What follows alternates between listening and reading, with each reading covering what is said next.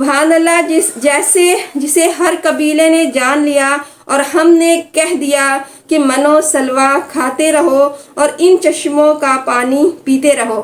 یہ بنی اسرائیل کے لیے ایک اللہ کی طرف سے نعمت یاد دلائی جا رہی ہے کہ اس بے محنت، یعنی ان کو محنت نہیں کرنی پڑتی تھی اور ان کے لیے منو سلوا کھانے پینے کا انتظام اللہ پاک کر رہے تھے کہ اس بے محنت کی روزی کھا پی کر ہماری عبادت میں تم لگے رہو۔ لیکن انہوں نے اس جو اللہ تعالیٰ کی نعمت کی انہوں نے نافرمانی کی اور نافرمانی کر کے زمین میں انہوں نے فساد پھیلانا شروع کر دیا۔ تو اللہ تبارک و تعالیٰ فرما رہے ہیں اس آیت میں کہ نافرمانی کر کے زمین میں فساد مت پھیلاؤ، ورنہ یہ جو تمہاری نعمتیں تمہیں دی جا رہی ہیں وہ چھین جائیں گی۔ یہ اللہ تعالیٰ کی طرف سے ان کے لیے عذاب تھا۔ حضرت ابن عباس رضی اللہ تعالیٰ عنہ فرماتے ہیں کہ یہ ایک جو گوشہ پتھر تھا، یعنی چار کونا، یہ ایک پتھر تھا جو ان کے ساتھ ہی تھا۔ حضرت موسیٰ علیہ السلام نے باحکم خداوندی پر اس لکڑی ماری تو چاروں طرف سے تین نہریں بہہ نکلی۔ یہ پتھر بیل کے سر جتنا تھا جو بیل پر لاد دیا جاتا تھا، جہاں اترتے رکھ دیتے اور لکڑی لگتے ہی اس میں سے نہریں بہہ نکلتی، اور جب وہ جانے لگتے تو وہ اٹھا لیتے اور نہریں بند ہو جاتی۔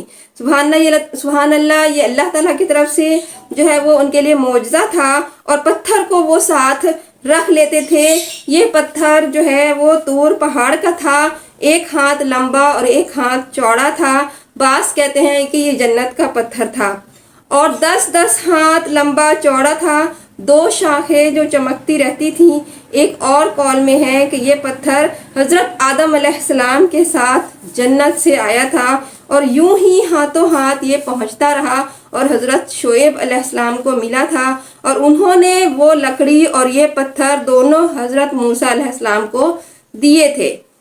بعض کہتے ہیں کہ یہ وہی پتھر ہے جس پر حضرت موسیٰ علیہ السلام اپنے کپڑے رکھ کر نہا رہے تھے، اور اللہ تعالیٰ کے حکم سے یہ پتھر آپ علیہ السلام کے کپڑے لے کر بھاگا تھا، اور اسے حضرت موسیٰ علیہ السلام نے بمشورہ حضرت جبرائیل علیہ السلام اٹھا لیا تھا۔ یعنی حضرت جبرائیل علیہ السلام نے مشورہ دیا تو انہوں نے اٹھا لیا، جس سے یہ معجزہ آپ کا ظاہر ہوا تھا۔ کسی ایک پتھر پر لکڑی مارو کہ نہیں کہ فلاں پتھر پر ہی مارو، تو یہ معجزے کا کمال ہے اور قدرت کا پورا اظہار ہے کہ آپ صلی اللہ علیہ وسلم کی لکڑی لگتے ہی وہ بہنے لگتا، اور پھر دوسری لکڑی لگتے ہی وہ پانی خشک ہو جاتا تھا۔ تو بنی اسرائیل آپس میں کہنے لگے کہ اگر یہ پتھر گم ہو گیا تو ہم پیاسے مرنے لگیں گے۔ تو اللہ تعالیٰ نے فرمایا کہ تم لکڑی نہ مارو۔ اللہ تعالیٰ نے حضرت موسیٰ علیہ السلام سے فرمایا کہ تم لکڑی نہ مارو، صرف اپنے زبان سے کہو تاکہ انہیں یقین آ جائے کہ یہ اللہ کی طرف سے معجزہ ہے۔ واللہ عالم، یہ ہر ایک قبیلہ اپنی اپنی نہر کو اس طرح جان لیتا کہ ہر قبیلے میں سے جو ہے وہ ہر قبیلے کا ایک آدمی پتھر کے پاس وہ کھڑا ہو جاتا، اور لکڑی لگتے ہی اس میں سے چشمے جاری ہو جاتے تھے۔ جس شخص کی طرف وہ چشمہ جاتا اور اپنے قبیلے کو وہ بلا کر کہہ دیتا کہ یہ چشمہ تمہارا ہے۔